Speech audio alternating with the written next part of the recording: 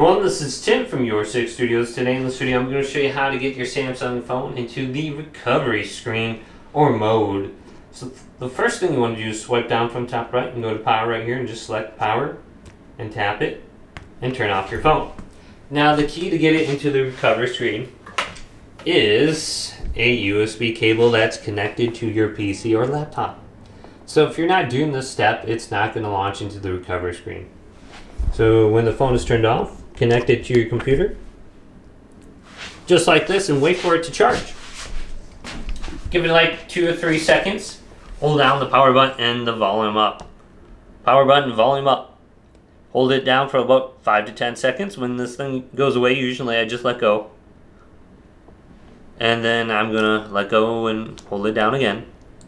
And it'll launch into the recovery screen now.